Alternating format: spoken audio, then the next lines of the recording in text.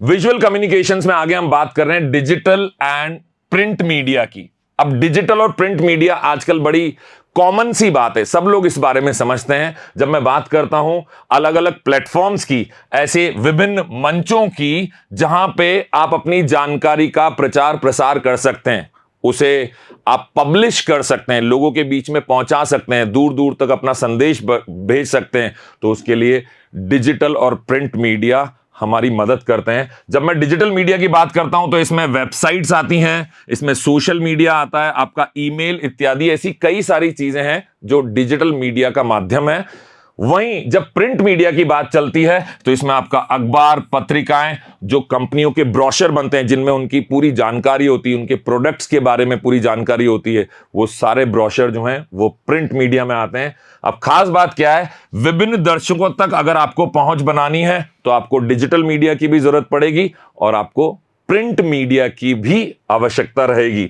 विभिन्न उद्देश्यों और पसंदों के लिए आप ये बड़े उपयुक्त होते हैं, इनका इस्तेमाल कर सकते हैं। और याद रखिएगा दोस्तों, जब कभी भी इस दुनिया में हमें कोई बात दूर तक कहीं पहुंचानी है तो मीडिया से बढ़िया कोई जरिया नहीं हो सकता। वो सोशल मीडिया हो सकता है, वो प्रिंट मीडिया हो सकता है, वो किसी भी प्रकार का मीडिया हो, इसके माध्यम से ही कोई बात हम दूर दूर तक पहुंचा सकते हैं। तो विभिन्न प्रकार के डिजिटल और प्रिंट मीडिया के बाद हम बात करेंगे कल्चरल कंसिडरेशन, जिनको हम बोल सकते हैं सांस्कृतिक विचार या विचारधाराओं के बारे में। तो ये विचारधाराएं, ये कंसिडरेशंस, ये अवधारणाएं कैसे प्रभावित होती हैं दृश्यात्मक तत्वों से, चलिए इसे समझते हैं। तो आमतौर पे जब भी आप कोई चीज किसी को दिखा के समझाना चाहते हैं या आप कोई किताब पढ़ रहे हैं, वहां पे दृश्यात्मक तत्वों का इस्तेमाल किया गया है। वो विभिन्न सांस्कृतिक नियमों और मूल्यों को समझाने का काम कर सकती हैं।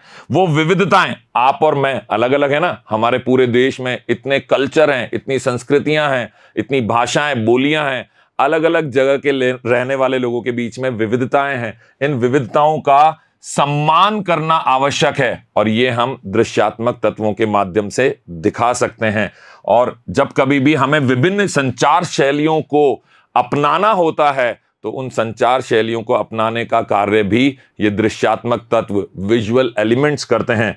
साथ ही साथ कई सारे स्टीरियोटाइप्स, मैंने पिछली बार भी आपको बताया था, स्टीरियोटाइप का मतलब है हमारी एक धारणा बन गई है कि ये काम तो इसी तरीके से होता है, ये लोग तो ऐसे ही होते हैं। जब एक पंजाबी को दिखाया जाता है तो आमतौर पे हम सोचते हैं कि वो एक सरदार व्यक्ति होगा जिसके सिर पे पगड़ी बंधी होगी, लेकिन पंजाबी लोग हमेशा पगड़ी नहीं बांधते।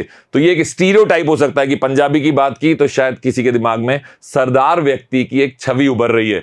तो ये स्टीरियोटाइप धारणाओं को कम करने में या उन्हें हटाने में भी दृश्यात्मक तत्व हमारी मदद करते हैं।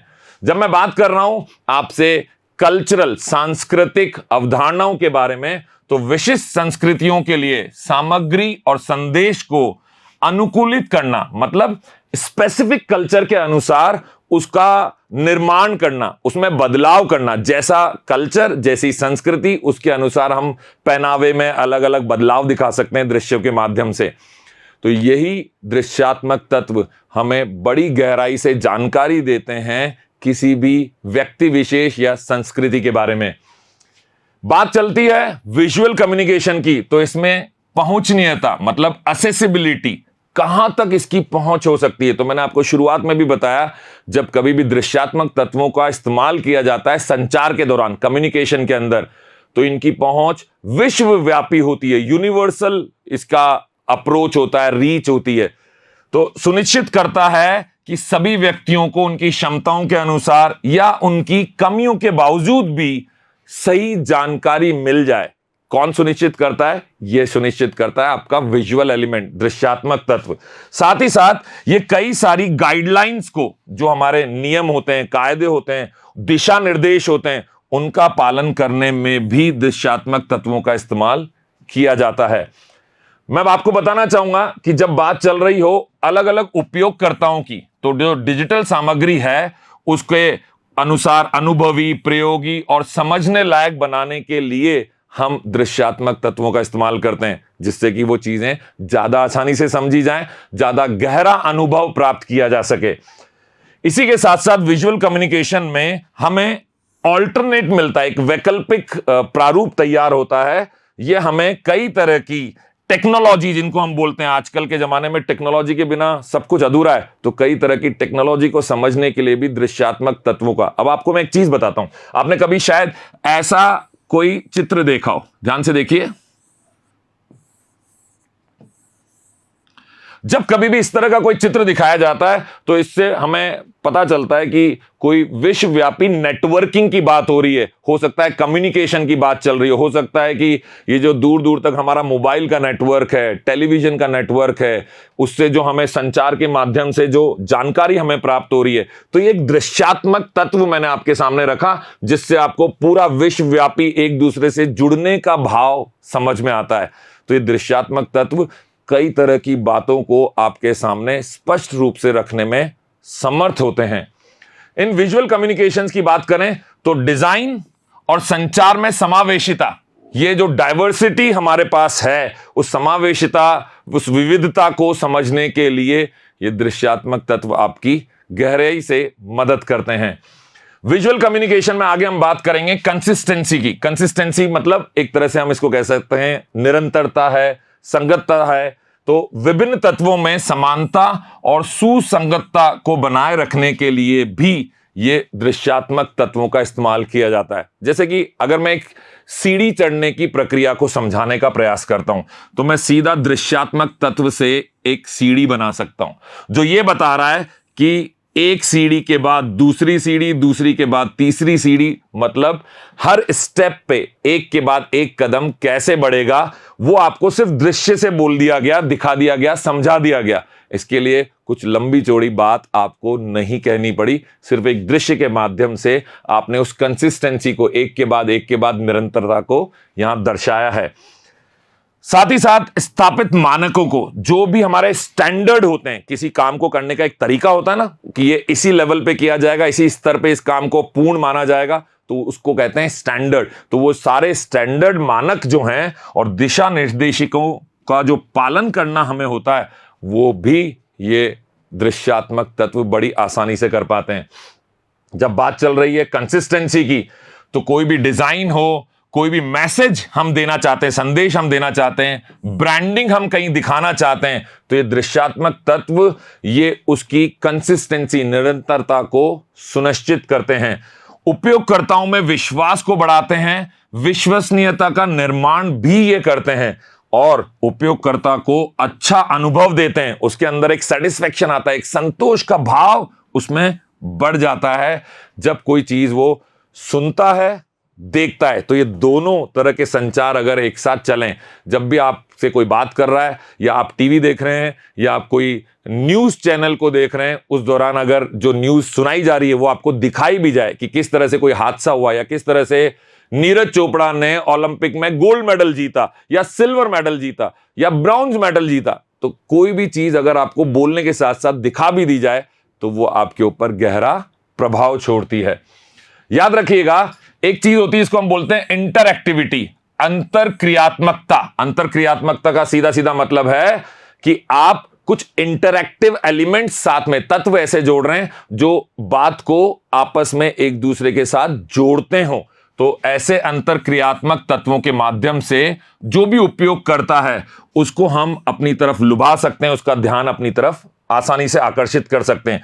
उपयोगकर्ताओं को सक्रिय भागीदारी करने की अनुमति प्रदान करते हैं आपके दृश्यात्मक तत्व। साथ ही साथ जो भी मैकेनिज्म जिसको हम कहते हैं, जिसको हम बोल सकते हैं काम करने का तरीका, यांत्रिकी, कोई भी एक चीज जो प्रोसेस होता है, उस प्रोसेस को, उस तरीके को हम किस तरीके से फॉलो करेंगे, उसके पीछे हम कैसे एक स्टेप के बाद दूसरी स्टेप पे काम करेंगे, ये हमें दृश्यात्मक तत्वों के माध्यम से दिखाना बड़ा आसान होता है, इसे समझाना बड़ा आसान होता है और इसका नियंत्रण भी बड़ा आसान होता है। साथ ही साथ उपयोगकर्ता बातचीत और धारणा को, जो भी उसकी बातचीत का तरीका है, उसकी जो धारणाएं हैं, उसको भी हम सकारात्मक तौर पे बढ़ा सकते हैं दृश्यात्मक तत्वों के भाव से। ये गतिशील और आवासीय अनुभव बढ़ाता है। मतलब ये आवासीय अनुभव से यहां मतलब वो आवास नहीं, आपका घर नहीं, यहां पे हम बोलेंगे गहराई से आपके मन में घर कर जाना जिसको कहते हैं ना, तो उस तरीके से आपके मन में चित्र जो हैं या जो भी दृश्यात्मक तत्व हैं वो आपके मन में गहराई से प्रभाव छोड़ते हैं। तेजी से वो प्रभाव बनाते हैं। तो दृश्यात्मक तत्वों का ये महत्व आप कभी भी कम्युनिकेशन में, संचार में इसे नकार नहीं सकते। इसका विशेष जो ध्यान रखता है वो अच्छा कम्युनिकेटर जरूर बनता है। विजुअल कम्युनिकेशन में आगे हम बात करने वाले हैं इंस्ट्रक्शनल डिजाइन, शिक्षात्मक डिजाइन। इंस्ट्रक्शनल मतलब हमने कोई भी बात बताई और बोला गया कि आप देखिए किसी ऑफिस में कभी कभी ना दिखाया जाता है कि कूड़ा सब जगह ना फैलाए, लिखा नहीं है लेकिन वहां लिखा हुआ है, एक इस तरीके से बनाया गया है और कूड़े की कोई चीज ऐसे 2-4 कचरा दिखा के फिर ऐसे क्रॉस किया हुआ है कि आप इस जगह पे कूड़ा ना फैलाएं, उसे डस्टबिन में ही डालें, जहां जो कूड़ेदान है उसके अंदर ही डालें।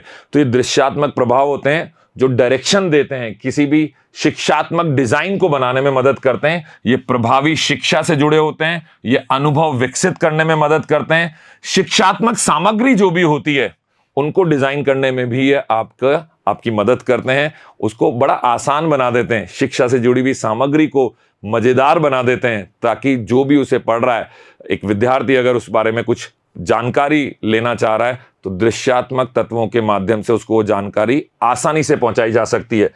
शिक्षा के उद्देश्यों के साथ साथ सामग्री को मेल खाने में भी ये मदद करता है। जो भी शिक्षा के माध्यम से आप किसी को सिखाना चाहते हैं, दृश्यात्मक तत्व उस बात को सिखाने में आपका मेल करवाते हैं, मतलब दोनों बातों को एक दूसरे का पूरक बनाने में मदद करते हैं। विजुअल कम्युनिकेशन में आगे हम बात करने वाले हैं कि जो बातचीत है उसकी अंतरक्रियात्मक, जिसको मैंने पहले भी बोला था, इंटरैक्टिव तत्वों को शामिल करना, साथ ही साथ विभिन्न शैक्षिक शैलियों के लिए मल्टीमीडिया का उपयोग करना, यह सब भी तभी मुमकिन हो पाता है जब आप दृश्यात्मक तत्वों को शामिल करते हैं अपने संचार की प्रक्रिया में। हम बात करने वाले इमोशनल इंपैक्ट, मतलब भावनात्मक प्रभाव की। अब जब इतनी सारी बातें हो गई हैं तो ये तो आपको समझ में आ ही गया होगा कि दृश्य जो हैं वो आपके दिमाग में, आपके मन में गहरा प्रभाव छोड़ते हैं। तो दर्शकों में मजबूत भावनाएं उत्पन्न करने का काम करते हैं दृश्यात्मक तत्व। एक यादगार अनुभव आपको मिलता है, ऐसा अनुभव जो आपको लंबे समय तक याद रहेगा, ये दृश्यों के माध्यम से बड़ी आसानी से दिया जा सकता है। सहानुभूति और संबंध को बढ़ावा देने में मदद करते हैं, साथ ही साथ निर्णय लेने और व्यवहार को प्रभावित करने का काम भी दृश्यात्मक तत्वों के माध्यम से किया जाता है। आगे संचार की समग्र प्रभावीकरण, जो भी प्रभाव आप संचार का, कम्युनिकेशन का किसी पे छोड़ना चाहते हैं, वो आपकी बोली, आपकी शारीरिक भाषा के साथ साथ दृश्यात्मक तत्वों पे भी। अब देखिए, आमतौर पर जब मैं आपके सामने खड़ा होकर बात कर रहा हूं तो मैं कैसा दिखता हूं, इसका प्रभाव भी आप पर कुछ ना कुछ जा रहा है। तो ये भी अपने आप में एक दृश्यात्मक तत्व है। तो इन दृश्यात्मक तत्वों के माध्यम से किसी के ऊपर गहरा प्रभाव छोड़ा जा सकता है। याद रखिएगा दोस्तों, जब बात आती है डिजिटल स्टोरी टेलिंग की, डिजिटल माध्यम से कहानी सुनाने की, तो हम कई तरह की चीजों को एक साथ लेकर आते हैं, जिसमें आपका दृश्य, ऑडियो और अंतरक्रियात्मक विशेषताओं को एक साथ मिलाया जाता है। आपने कभी कोई पिक्चर देखी हो, मूवी जिसको हम बोलते हैं, फिल्म, या कोई कार्टून मूवी अगर हम देखते हैं तो उसमें आप देखिएगा जो दृश्य है उनके साथ साथ ऑडियो, मतलब आवाज को भी शामिल किया जाता है। उसमें और भी कई तरह के इंटरैक्शन, अंतरक्रियात्मक चीजों का सम्मिलित किया जाता है, क्योंकि ये सब मिलके समग्र रूप से आपकी कम्युनिकेशन, आपके संचार को प्रभावी बनाने में मदद करते हैं। डिजिटल स्टोरी टेलिंग में आपको दर्शकों को, जो भी देख रहे हैं आपकी डिजिटल स्टोरी को, या आप किसी डिजिटल स्टोरी को देख रहे हैं, तो दर्शकों को लुभाना और उनके मन में गहरा अनुभव, आभासी अनुभव का मतलब क्या है, इमर्सिव एक्सपीरियंस, उनके मन में गहराई तक छाप छोड़ना, घर कर जाना, बात का घर कर जाना जिसको हम बोलते हैं, ये आप अनुभव उनको दे सकते हैं। ये विविध प्रारूपों में कहानी कहने की संभावनाओं को अलग अलग तरीके से, आपको भिन्न भिन्न तरीकों से कहानी को दिखाने, समझाने, सुनाने का ये डिजिटल स्टोरी टेलिंग एक माध्यम हो सकता है। साथ ही साथ ये आपको रचनात्मक स्वतंत्रता देता है और आपको नए प्रयोग करने की संभावना भी प्रदान करता है। आप जब किसी बात को एक बार दिखा चुके हैं, अगली बार आप उससे बेहतर तरीके से भी दिखा सकते हैं, समझा सकते हैं, और ये दृश्यात्मक तत्वों को सम्मिलित करने पे ही मुमकिन हो सकता है। तो इस पूरे भाग में हमने ये जानने की कोशिश की कि आपके संचार के दौरान दृश्यात्मक तत्वों का कितना महत्व है। तो याद रखिए दोस्तों, अगले कम्युनिकेशन के पार्ट में हमारी बात होगी और भी कई ऐसे तत्वों के बारे में जिन्हें आमतौर पर हम इग्नोर कर देते हैं, जिन्हें अनदेखा कर देते हैं। तब तक के लिए धन्यवाद।